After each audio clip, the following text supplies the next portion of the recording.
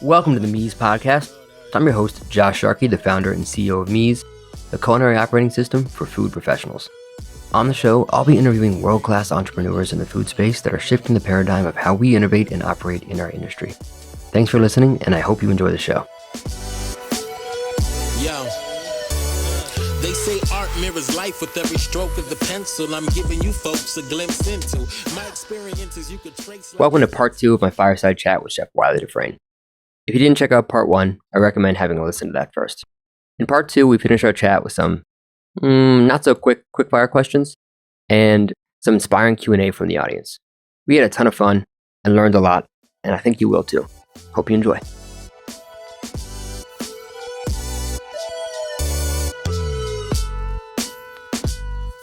This podcast is brought to you by Meez, the culinary operating system for food professionals. As a chef and restaurant owner for the past 20 years, I was frustrated that the only technology that we had in the kitchen was financial or inventory software. Those are important, but they don't address the actual process of cooking, training, collaboration, and consistent execution. So I decided if it didn't exist, I'd do my best to get it built, so the current and next generation of culinary pros have a digital tool dedicated to their craft. If you're a chef, mixologist, operator, or generally if you manage recipes intended for professional kitchens, Meez is built just for you. Organize, share, prep, and scale your recipes like never before, and get laser-accurate food cost and nutrition analysis faster than you could imagine. Learn more at www.getmeez.com.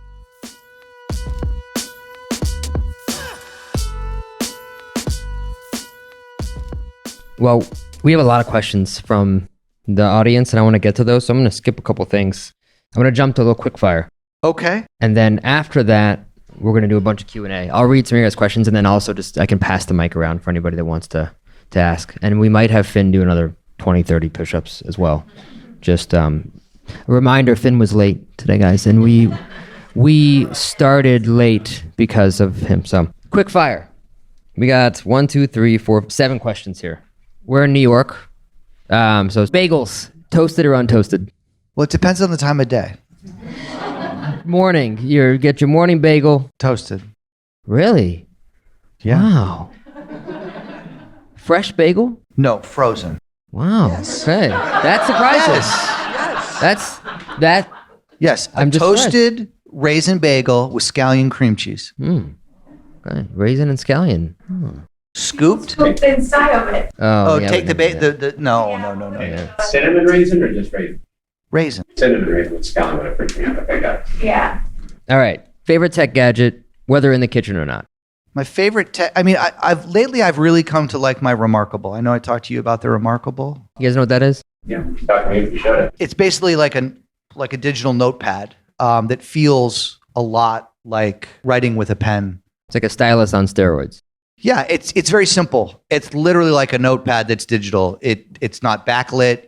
In low light, you need light. But I decided to get rid of notebooks. We were cleaning out WD-50 and we had this orange room. It was called the orange room because the door was painted orange. And it had so much shit in it. It had like a plastic box full of notebooks in it.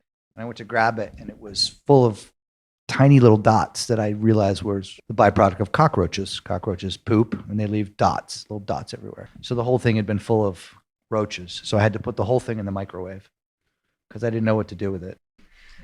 So I put it in the microwave to sterilize it. And it sounded like I was making popcorn. It was kind of creepy. That's pretty disgusting. That's a good reason to get a... So I decided to go digital. You should talk to Remarkable about an ad for them. Don't want cockroach poop? Get it Remarkable. Yeah. It doesn't have a great cover, so it's not great in the kitchen.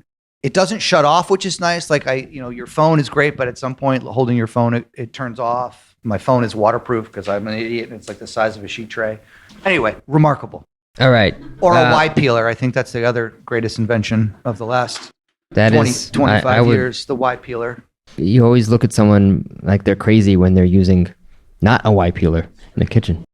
Like, what are you doing? Anyone that uses, it's only, you have to be over 80 to not use a Y peeler. My mom does not use one. I think she's younger than that. Yeah, well, you just go to your parents' house. Yeah. I've given her like 4 still. Okay, Mary Lee, this is for you as well. Wylie, what's your favorite candy bar? It's funny. I don't fancy myself some of the sweet tooth, but I like candy bars a lot. I think one of my all-time favorites is the Sky Bar. Right? Is everyone familiar with the Sky Bar? Sky Bar's got 5 things: vanilla, caramel, fudge, peanut butter, and chocolate. Each one separate. Like a white wrapper? It's white and yellow. The Sky Bar, economy candy. Yeah, you gotta go economy on the Lower East. Yeah. Economy candy on the Lower East Side. I would imagine the internet, because they'll bring you everything. The what? The internet. Tell us about that. Okay, most underrated food. This one I struggled with. I think there's a lot of things that are underrated. Like, one I think that doesn't get a lot of play is edamame, soybeans. Sure, go out for sushi, get a little thing of edamame to slide, but use them in things. They're great in things. We made ice cream out of them. We used to dehydrate them, chop them up in the food processor and dehydrate them, and then reconstitute them in the pan. They take on almost like a meaty texture. I feel like soybeans they're underrated in some ways. It's also, I think, soy's in everything. Mm-hmm. That chair's made of soy probably, but it's like an ingredient that doesn't get a lot of respect. I was going through that one. There was a number of things. Granola, I think it's oddly even though that's also something that's all over the place. I don't think that people give enough attention and respect to granola. I like granola a lot, and it could be better. Tell us about American cheese.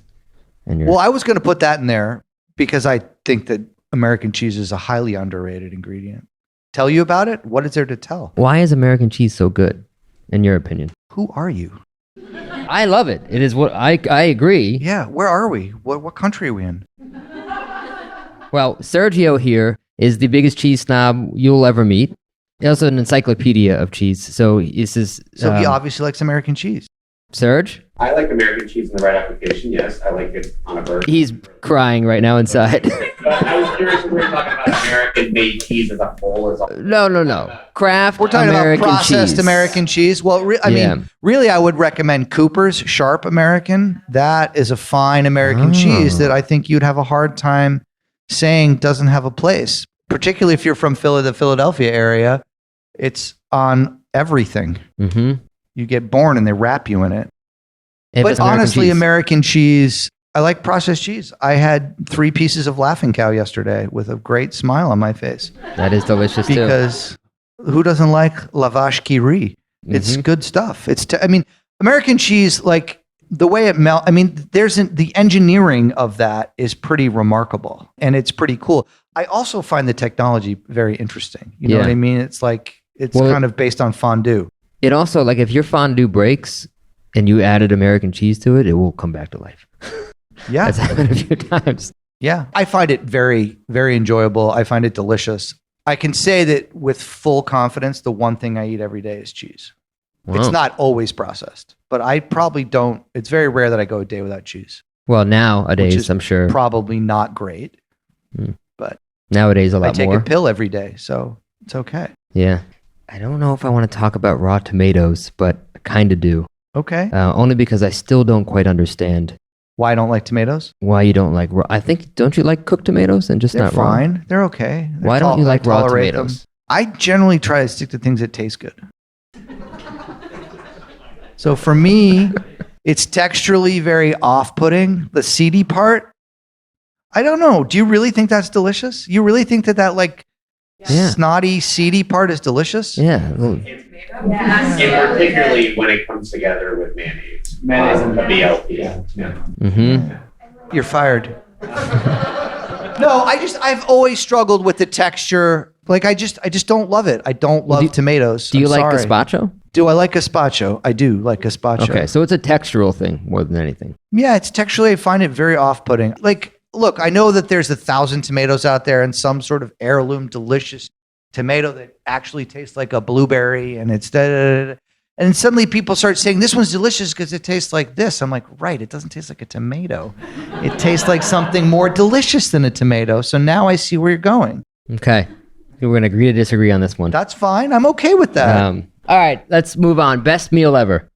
I don't want to say that's a silly question because I like you, but that's I can't put that down and say there was one meal that was Let's see if we can filter it down more. Dining at El Bulli with my wife, that was a great experience. Okay. I dined there 4 times, but the time I ate there with my wife was great. taking my dad to per se wearing shorts when you're not even supposed to do that. That was a lot of fun. I enjoyed that. Okay, if you could go back and have one meal again that you had today. Oh, there's so many that I haven't had that I want to have. Okay, what's one of those? I wish I'd gone to Olivier Rollinger's restaurant before it closed. I wish I could have had Girodet's food before he passed away. I wish I was this close to going to Manresa. Never been to Manresa in my life. Ooh. That's a major regret. That's a huge gap. Yeah. David is a lovely person, an iconic, legendary chef. I'm going to make it to Noma. I've made that promise to myself before it closes. It's going to come back in Japan, right? Isn't that? Well, but I'm going to make it to Copenhagen. That's Gotcha. That's my goal. Okay. I am so upset. I had a ticket to the Mexico event and I couldn't go because of my kid, which was a good reason. So I've never been to Noma either. Okay, moving on from that. I love you, Stone. Funniest or dumbest thing you've ever seen in a kitchen? Dumbest is like, I feel like it's tough to answer that without being a little bit cruel and making somebody feel bad. Like, As long as it's not about Kurt, we're fine. Like this is about to leave the kitchen. Chef comes over, grabs it. Chef, you can't send that to them. They have a nut allergy. It's a coconut. Now that's cruel. I think there's more like general funny moments. Like I think of our push-up rule, our blue tape. You guys know the blue tape. You guys incorporate that. Blue tape, there's painter's tape. I think there's a little bit of folklore around the tape was who started the tape, right? I don't think we know exactly who started the tape. But the idea that, we use quart containers in kitchens. It's sort of the universal vessel in many ways. We get tired of them going through the dishwasher with masking tape used to be the tape of choice for restaurants the world over. Masking tape goes through the dishwasher. The heat causes the glue to basically sort of fuse to the plastic in a way that you can never fully peel it off. And it peels off, but then the glue is behind and it's sticky and it's gross and it's annoying. And somewhere along the way, somebody figured out that painter's tape, worst case scenario, it just comes off in the wash, right? Or if it goes through the wash, you can just peel it off. But the tape in and of itself, going in quart containers are then stacked upside down, put in the corner to drain, and in a place where all the cooks can access them for whatever they need. It started to drive me nuts that you would go over there and there'd be tape all over the quart containers, even though they'd peel right off. Why there's fucking tape on them? Why can't you remember to take the tape off before you put it in the dish pit? You have to walk from here to the dishwasher. While you're walking, pull the tape off. No, okay, if you leave the tape on, you owe me 10 push-ups. The tape disappeared so fast. But there was a lot of humor around it too. And it was a great egalitarian moment because everybody left the tape on. Everybody forgot in one way, shape, or form. And everybody loved seeing the chef do push-ups. Everybody loved seeing everybody do push-ups because it was not meant to insult you. Nobody, I can't do push-ups. Can I do them on my knees? Sure. I can't do push-ups. Can I do jumping jacks? Sure. Just, there was no moment where you were meant to be made fun of, right? Because it wasn't about that. And again, I think of there's so many funny moments. We had one guy who was training for an arm wrestling competition. So he took like 15 quart containers and just threw them at the dishwasher, all with the tape on them. And then, and so then he's doing 150 push-ups and turning red and he's all fired up. And then the dishwashers would save them. They would save the tape and they would wait till strategic moments. And they would, they'd come up at it's 12:30. We're all done, ready to go home. Hey, chef, Mary owes you 10 push-ups. I'm gonna use that. Making people do stuff when they don't update their Asana board. Mm-hmm. There you go. Maria also upholds our HR, so as long as you're doing that, I think we're good. I know HR, and I'm a liability. So, well, as you can see, I clearly am as well. yes. But these are generic moments that I think, again, are part of team building, but there's a lot of humor associated around them. And I think that those are valuable moments.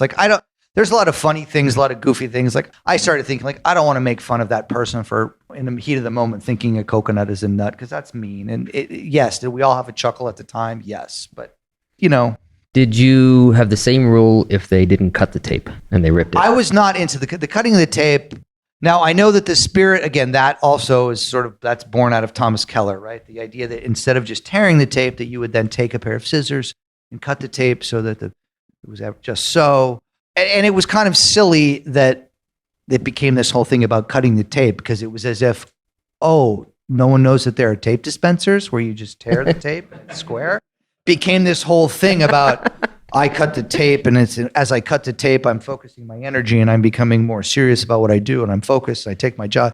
They make fucking tape dispensers. You don't have to be so serious, So no, that wasn't, an important thing. I would rather that you put the tape on there and label it, and then, put hospital corners on the bed as long as you make it. That's not so important to me. All right, one more dumb quick fire question for you that you probably I haven't answered any of them quickly. As you can see, I'm a complete disaster. It's like a quick fire story. Sorry. This probably is a dumb question, and I don't know why I thought of it, but hypothetically, if you only had one fat to cook with for the rest of your career, duck fat, canola oil, grapeseed oil, any fat, and you could only use one fat to cook with, what would you use? Hair gel. No, butter. Without question, butter. Oh yeah, because you can clarify. Butter. That's a good one. All right. That's real good. Sorry, I didn't mean to go out on a limb. Chef. That was good. This was amazing, Chef. Thank you so much. No, please. Let's have some questions. Well, we have a bunch of Q&A, and I'm going to start it off from the audience. Why didn't you hire Gabe in 2004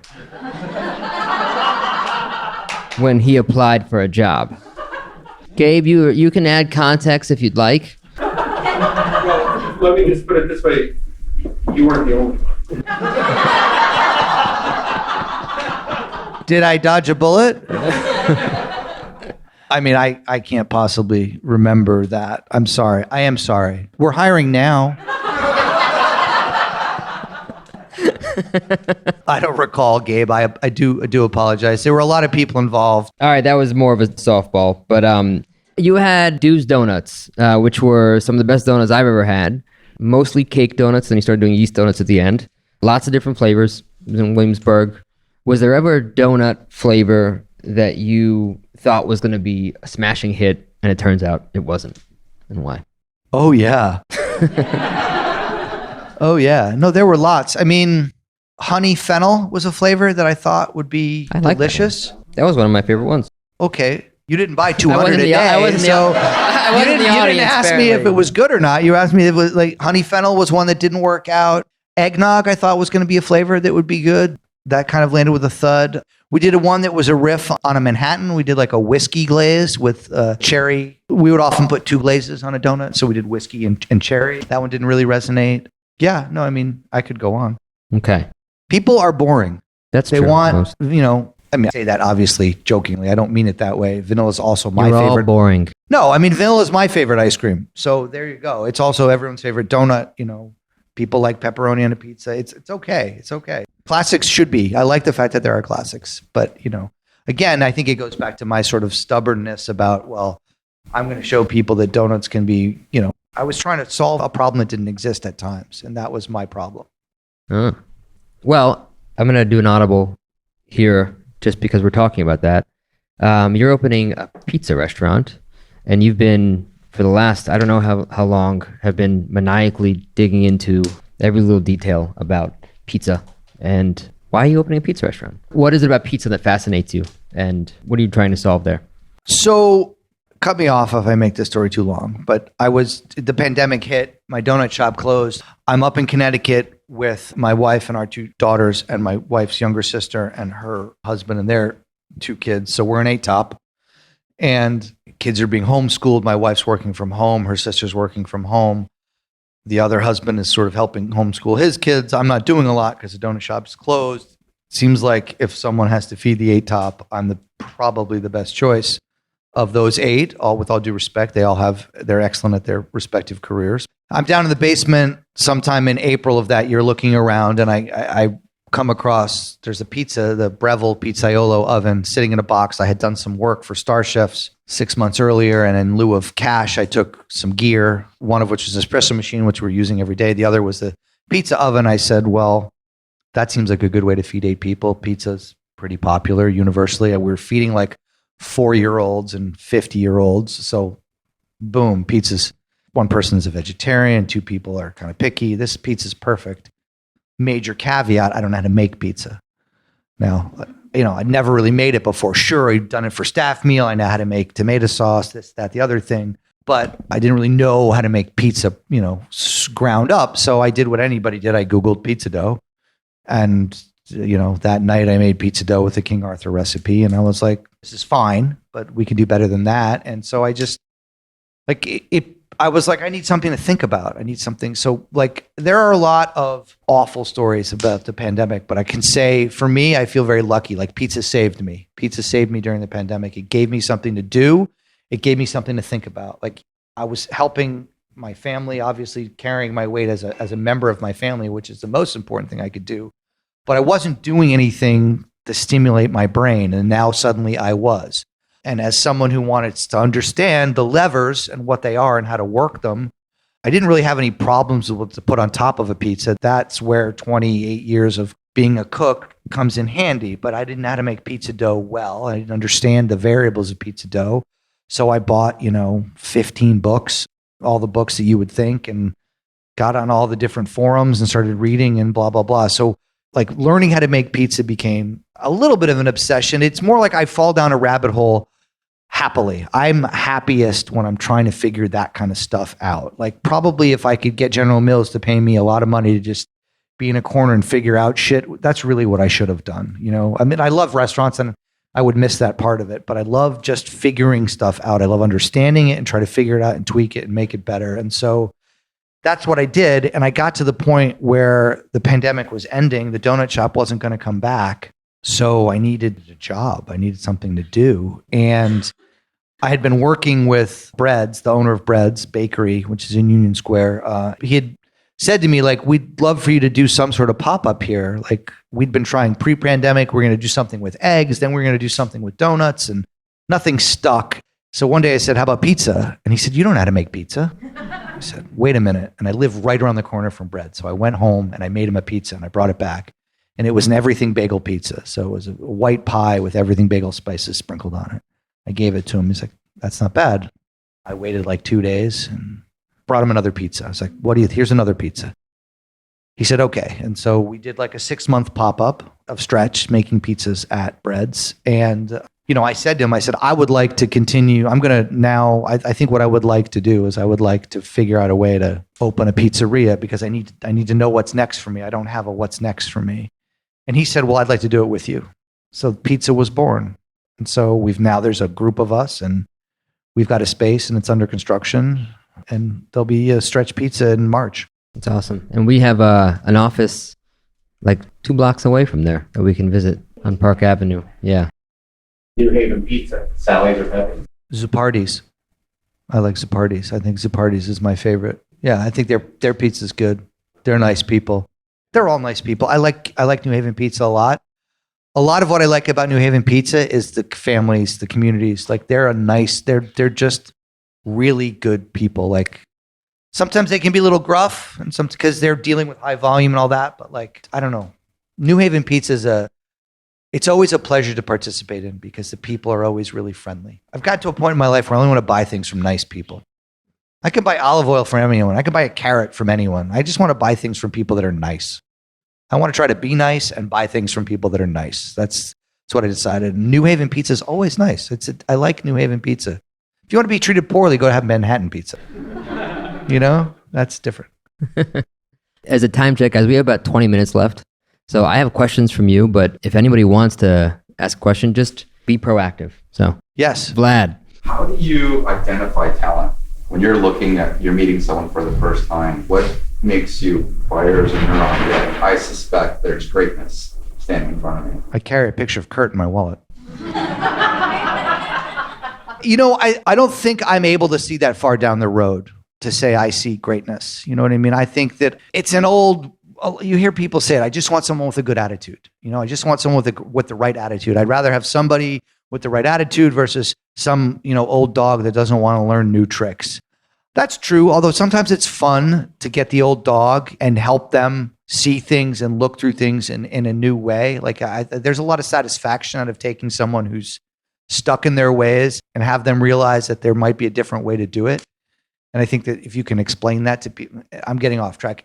I don't have the answer to that. I don't know that you can see greatness, but you can certainly see potential, and there have been people that I have bet heavily on and been wrong. And there are other people that I have completely underestimated and have beat me in a foot race. I think you try. The more you do it, the more you probably get a little bit better at recognizing who's got the right mindset. But I tell you, there was a guy that worked for me the whole time at Dues who was really shy and really quiet, and I thought was kind of just going to stay in his little donut lane forever. And then Dues closed, and I asked him to come help me at Stretch, and he blossomed. And I don't see, that's not fair. He didn't blossom. It was always there, and I didn't see it. I'm saying it the wrong way. I missed that this little guy in the corner who's kind of just doing his own business was awesome. And he's going to come work with us at Stretch, and he's super excited. I'm excited. So I'm not giving you a good answer because I think, people don't always show you their cards and you don't always read people right. I think you try to do the best you can. I haven't given you much. How often do you think you're right when you suspect it? I think I'm right more than I'm wrong, but you only have to bat 300 to get in the Hall of Fame. So that's not really a good number. Express that in favor percentage. No. That's your only question now, Gabe. You lost your opportunity. Ursula. What are kind of your qualifiers for knowing when to walk away? And that's very broad. That question is very broad. Walk away from The project. I mean, sometimes I have to be told, like, you've done that enough times, I'm somewhere around like 37 variations on my pizza dough, which when you consider that I didn't know what I was doing, that's not a lot, right? Because if you don't know what you're doing, the first 20 don't count, right? But with the donut, I got to like 85. And at some point, I think I was starting to go crazy. And like I was starting to look crazy. The guys would come in and they're like, which recipe is it going to be today, chef? And, that's when I was like, all right, you're like, really, is a 0.5% of potato starch really going to make so that was helpful. That was them saying like, hey man, like, A, this is really hard that you change the recipe all the time. And B, come on, like, just please, just, it's great. You know what I mean? But I didn't have much else to do in the process. And so that's why I got sort of stuck. So I think sometimes you need other people to help you with that. And you need to be like a big enough adult to recognize that you're stuck on something. Donuts are different because you're looking for a function. You're looking for the base donut to behave a certain way. Whereas with a dish, how does it taste? Does it taste good? Do we all like it? Do a bunch of people like it? Is it balanced? Because it used more salt? Does it have enough acid? Once a dish is balanced, I think that's probably a good time to let your kid go to college and hope it does okay. You know what I mean? Finn. Being who you are, which is the person who brought something new to a place that didn't really have it. But when you started seeing people do it, how did it make you feel? I think that saying imitation is greatest form of flattery is 100% accurate. Like, I think that it makes you feel good if you're doing something that people want to copy, generally you're doing something right. There was an instance of a chef in Australia who, this was probably 2004, 2005. He opened a restaurant in Australia. He'd come to America and he'd gone to Minibar, WD-50, and Alinea. We don't know where else he went, but for sure he went to those three places because he put dishes from those three restaurants on his menu verbatim. Now, that's tricky. Like, I would love to think that I can inspire people. That's a good feeling. Straight out copying without acknowledging, like, if you're going to copy somebody, then you should acknowledge it. I mean, copywriting, protection of food ideas is impossible, right? But Vanilla Ice is still stinging from some mistakes he's made, right? But we have no recourse other than, that was the beginning of like food forums and things like that. And so that guy got exposed for plagiarizing. Ended poorly for him. And I felt bad about that. But when confronted by it, he kind of stuck to his guns about what he was doing. So I still feel bad that it ended poorly for him. But I think that if percentages, xanthan gum, shrimp noodles, deep frying hollandaise, cooking grains and juices and any number of other ideas that were born out of WD-50 find their way into the mainstream, then that makes me feel that we were additive. All I wanted to do was for us to add to the conversation. I just hoped that we could be additive. That's really it. To say we left it better than we found it implies that there was something wrong. We found it in a bad place. We didn't find the industry in a bad place. I mean, again, we're not talking about workplace toxicity. I'm talking about that. I'm talking about food on a plate. So I just hope that we added to the conversation, we added to the dialogue, and I believe that we did. And so if people are copying certain things, then I mean, I think that means we had some good ideas, and that would be my hope. I think the cool thing about it was it highlights why cooking is more than just art, it's craft. Like, you can have any idea you want, but you have to technically understand. You can sous vide a piece of meat and cook a leek, but if you cut the meat, with the grain, and you don't know how to do that, doesn't matter. All the other shit went out the window. And I think that's something that was highlighted when everybody started doing more of those things. You saw a lot of, restaurants pop up where they would just take the idea without knowing that there's 25 years of technique behind that and repetition on top of the idea. Yes, agreed, 100%. At the end of the day, really what I would hope is that the takeaway for Kurt or anyone else is more just how to think. Like, sure, you can take this technique or that technique if you want, but I feel better if your takeaway was a methodology, was an approach, was thinking about things differently, because that will ultimately lead you down your own path. And all the weird, wacky shit that we did, that wasn't the point. That was part of the art. We were about knowledge. We were looking for information. What you do with that information is the next page in the book, but really we were looking for the information.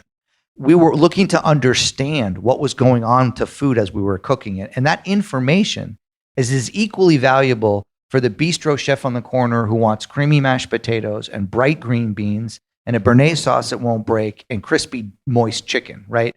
You don't have to make foams and this and that and do all this wacky stuff to get at the core of what WD-50 was about.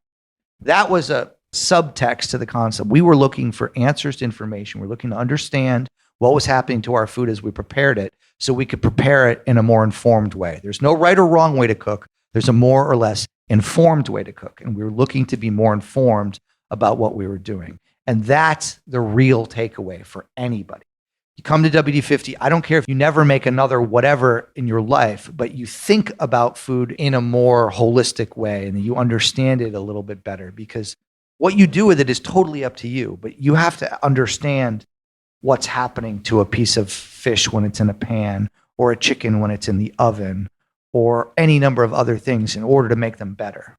You can then decide you want to go off in this weird fantasy, or you can decide I just want to make food that's not dry or food that's not bitter, Can you talk about a time that you experienced burnout and what you did? Not of a dish necessarily, but you. It sounds kind of probably ridiculous or romantic to say like I loved every minute of it. I mean, I'd say that like I worked the first 7 years of WD-50, I worked 6 days a week. Was the only employee that worked 6 days a week. Everybody else worked 5. Even my sous chef, who at one point was on 6, said, "Can I go back to 5?" And after 7 years of not going on vacation, I was definitely tired. And so I don't think I would use the word burnt out, because burnt out, usually I associate with you getting to a point where you're no longer finding joy in it. When I'm burnt out, when someone says they're burnt out, I think that means they're done. They're done with that thing. I think of as burnt out. I never was done. I was tired. Now, little did I know that having a child would redefine tired. Because there's a picture of me sitting in the staircase of WD-50 with my head against a ladder.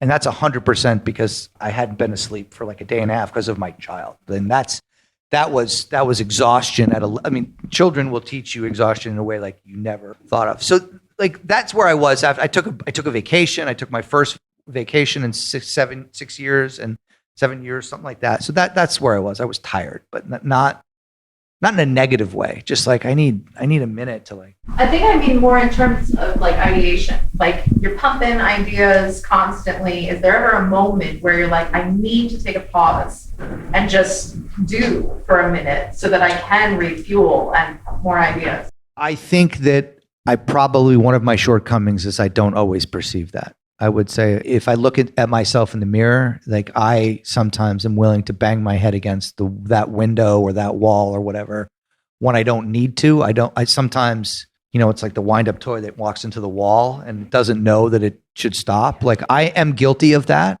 I would say that my wife is one of the best. I mean, there's a lot of reasons to love my wife, but her telling me, being good at saying, you're hitting the wall, like enough already. So that's a weakness of mine that I don't always recognize.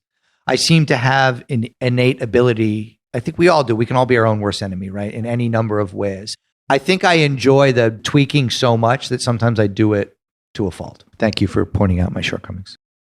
I got a question for you. I've heard all about innovating on the food and the recipes. I was curious to what extent you ever innovated on the equipment. Some of your stories bordered on that, either to build or hack something that was in the kitchen, or buying something for not its intended use, but getting a novel use out of it. I'm a big fan of using things not for their intended use, or using things like, again, we've talked a lot about percentages.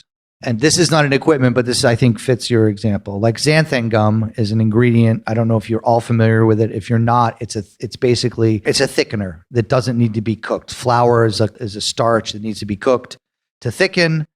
Xanthan gum is just basically a bacteria that was scraped off of cabbage, kind of, and dried. And then you blend it with water at high velocity and it thickens things. And it's one of the most interesting ingredients in the whole world, I think. Why math is important is you use it at like total weight of a sauce. You use it at 0.1, 0.2, 0.3%. Beyond that, it starts to look like egg whites and get really ropey and snotty. So we put like 2% in coconut milk once because you're not supposed to do that. So that's all it takes for me to do it. So if someone says you should not do that, I'm game. I'm totally game. So we did it, put it in the blender. And because there's so much fat in coconut, if you did that with water, you'd probably fry the equipment because at some point it gets so thick that you're asking too much of the machine. But there's so much fat in coconut milk. It made this wonderfully weird textured thing. And we served it with crab meat. We put it in a pastry bag. We piped it across a bowl. And then we built all this crab on one side and we poured a soup on the other. And it was this weird white tube of coconut and a texture that coconut never lived in before. So it was this idea of like, okay, we're not supposed to do this, but let's try it. No one's going to get hurt. We have like 7 blenders. So back then, Vitamix was giving them to us for free. And it was fine. But there were also times when we made some equipment that didn't exist. We had somebody make equipment for us. Dave Arnold, I know you know who Dave Arnold is. I don't know if too many of you know. Dave Arnold is one of the great mixologists, bar people of the world. He's also my brother-in-law, and he happens to be an amazing builder, tinkerer of things. And there's alginate. You mentioned alginate earlier. You know, the idea of Ferran Adria made the idea. He took a high school science experiment, which was alginate is also another gum that you can use to set liquids. And he famously took a high school experiment of blending alginate with something and dropping it into a bath of calcium chloride, and alginate reacts with the calcium. And then let's say if you dropped mango out of a dropper into a bath of water and calcium, because the calcium reacts with the alginate, you'd get these little, famously he made caviar of 1,000 different things. But we wanted to get something inside of something. And so we needed to drop one flavor and another flavor at exactly the same time into a bath. And so Dave built a piece of machinery for us that would literally dose one at a time. And we dropped milk and coffee at the same way. And so we got a sphere of milk and coffee together. So we had coffee in a bite. And we rolled it in cocoa and coffee grounds and stuff. So you had this little tiny thing that was a bite. And it was this crazy Rube Goldberg machine that had all these things and blah, blah, blah, blah, blah, blah, blah, blah. And it never went on the menu. You know what a peristaltic pump is? It's a pump that will just push liquid through it in a timed. This might have been at the restaurant when you were there. It's just a pump that's used in hospitals a lot to pump liquid. It's a tube and you can dial it. It just basically pushes liquid through at a very systematic amount. So we also took coffee and we had it with pectin in it, and we were dropping coffee with pectin into a bath with calcium at a very dosed amount, and we had to figure out the distance. And we got it to hit the water and pancake on the surface. So after a while, you had this giant container. It would take hours. You just put it in the corner. You put one hose in a bucket of coffee, and the other hose was clamped above a bath at a certain height so that each one would pancake and then fall. When you harvest it out, it looked like a bowl of lentils, but it was coffee-flavored lentils. And we served that with a piece of foie gras. It was coffee. It was foie gras and lentils. Delicious. So that's not at all what a peristaltic pump is used for, but that kind of thing of like taking equipment and seeing what it does and then seeing what can we do with it. And then there's other ideas of like seeing things and just completely doing them incorrectly, like using an ingredient at a completely unthought of concentration level just to see what would happen. Awesome. Well, we are right on time here. And Chef, just thank you again. I think I don't know about you guys. I'm super inspired, and hopefully everybody learned a little bit about how we can be more creative and curious and think outside the lines.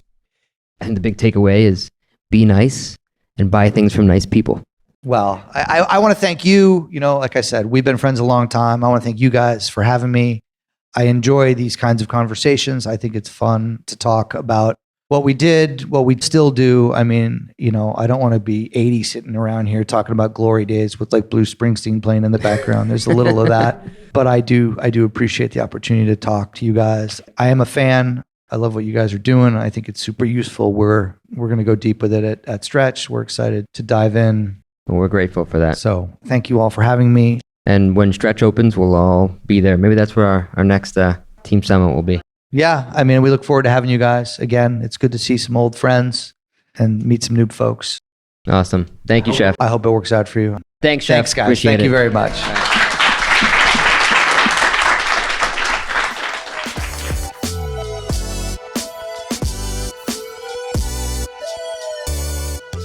Thanks for tuning into the Meez podcast. The music from the show is a remix of the song Art Mirror by an old friend, hip-hop artist Fresh Daily. For show notes and more, visit getmeez.com/podcast. That's GETMEEZ.com/podcast. If you enjoyed the show, I'd love it if you can share it with your fellow entrepreneurs and culinary pros, and give us a 5-star rating wherever you listen to your podcasts. Keep innovating, don't settle, make today a little better than yesterday, and remember, it's impossible for us to learn what we think we already know. See you next time.